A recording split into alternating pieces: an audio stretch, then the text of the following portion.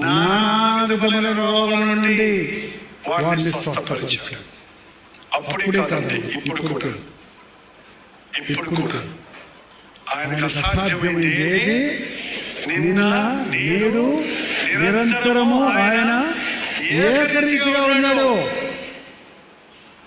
నాకు తెలిసి హాస్పిటల్ వెళ్ళని చెప్పే పాస్టర్ గారు ఉన్నారు.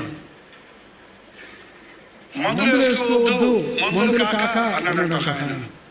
మందులు కాక అని బైబిల్లో ఉంటే సరిగ్గా చదవడం రాక మందులు కాక వేసుకోకండి చెప్పండి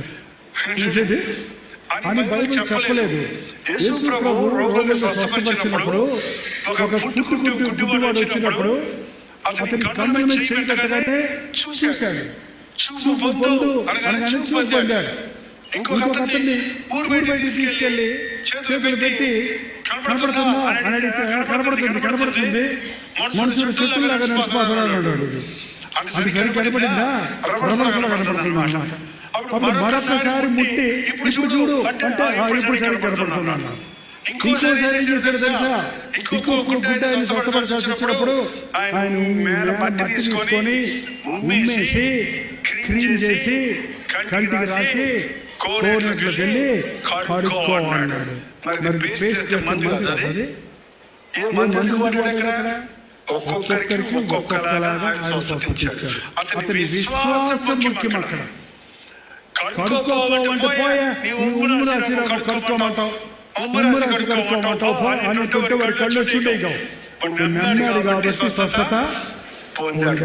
డాక్టర్ కట్స్, గాడ్ హీల్స్.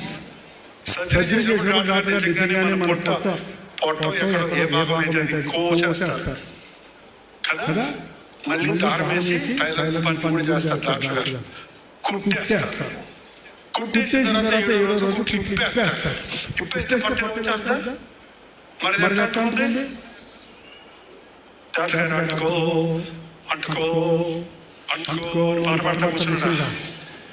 కుట్టేసాడు, వదిలేసాడండి. స్వస్థపరిచింది ఎవరు? దేవుడు.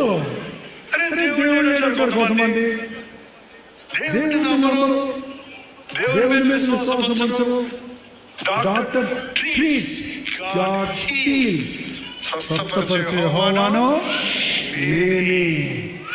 ఏ డిజార్డర్, ఏ అనారోగ్యం, ఏ బలహీనత, ఏ యాంటీబాడీ, ఏది మన శరీరంలో ఇన్ఫెక్షన్ వస్తున్నాయి, రోగాలు వస్తున్నాయి అంటే దానికి కారణం ఆ యొక్క విషపూరితమైన ఏవో వస్తున్నాయి.